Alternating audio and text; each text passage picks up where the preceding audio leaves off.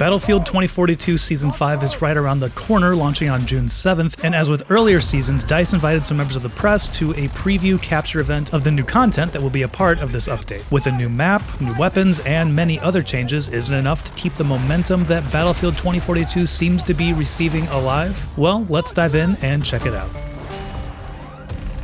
The focus of this new season, according to DICE, is combined arms, infantry, and vehicle combat. There are new gadgets to use against vehicles, as well as some updates to some of the oldest vehicles in the garage to make combat more interesting. Also interesting is that there are no new vehicles in this update. At the center of Season 5 is a new map, Reclaimed. Official playlists will only see this map in up to 64 players, as it is the smallest map yet for Battlefield 2042. The map itself is visually stunning, with plenty of war-torn scenery set in a late evening golden hour like time of day. Traversing the map feels quick, and unlike many of the maps at launch, there's plenty of cover and plenty of ways to move about without being exposed out in the open for large portions of time. This is something that DICE has received a lot of feedback about, since the game launched, so it's nice to see that they're taking that into consideration with new maps. Seasoned Battlefield players might find some familiar shapes to the snowy landscape of Reclaimed. The central area feels very reminiscent of the factories from Zavad in Battlefield 4, though it's not all entirely the same. There isn't an underground passage between the buildings, for example, and some of the roofs are shredded from the get-go, allowing for easy aerial assaults. The D1 section is an underground bunker that lends itself to close-quarter combat with only 3 entrances. There are plenty of ways to flank around, though, even going over the top and sneaking up behind enemy lines. Unfortunately, during the capture event, most of the opponents were AI bots, so it really was hard to get an accurate feel for how the maps will play with actual players.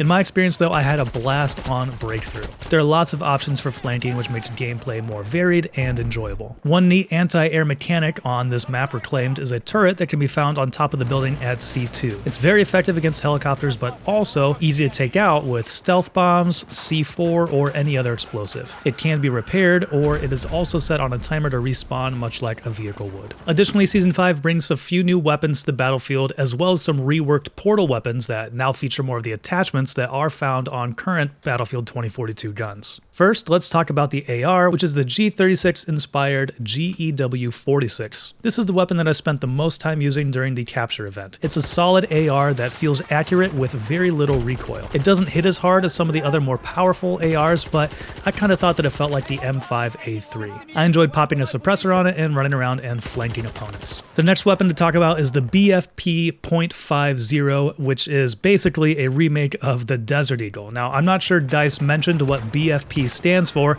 but I can only imagine, and I sure hope it's big pistol. The gun kicks hard with a 7 or 8 round magazine, the latter being a close combat variant, but I usually left it with the standard 7 round mag most of the time and had a blast with it. You can put a larger scope on it, but the damage does fall off after a short distance, and 3 hits can be hard to land on distant opponents. Up close though, the BFP-50 is a blast to use. There is a damage tracker that will show the damage, which I didn't turn on in time to really test this, but some of the other participants were saying that it did 75 damage, which is pretty huge for a pistol. Next up is a new sniper rifle, the XCE Bar. I don't do much sniping in Battlefield 2042, but it felt good in my short time using it during the capture event, and I also saw lots of positive feedback from other players who did use it more during the event. They said it felt great for a more aggressive recon player. Moving on to some other weapon changes, throughout the last few seasons, DICE has been adding vault weapons to the all-out warfare playlists. Favorites from previous titles like the A91, M416, and AEK 971,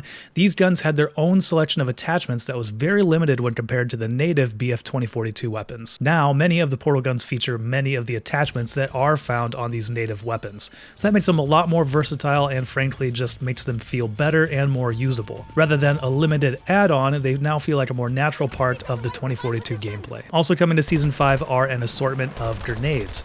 A mini grenade, spring grenade, and anti-tank grenade all behave differently than the current lineup to further vary the gameplay. Mini grenades were a favorite of mine in previous Battlefield titles, but I had a hard time finding much success with them during the limited playtest. The anti-tank grenade is a nice addition to infantry loadouts that want to be able to do a little bit more damage to tanks. Only issue here being, in my eyes, that you only get one, but I guess that makes sense. As the focus of this season is combined arms, DICE is changing up some of these vehicles, like the Recon Jeep. There are some great new weapon station options like a thermal minigun, as well as anti-air flak cannon that is quite effective against helicopters. Jets are also getting some love and should make them feel more comfortable and controllable, and the option of rocket pods for loadouts, which will make them more effective when not locked into a dogfight. Additionally, later on in Season 5, the remaining launch map, Hourglass, will be getting a rework.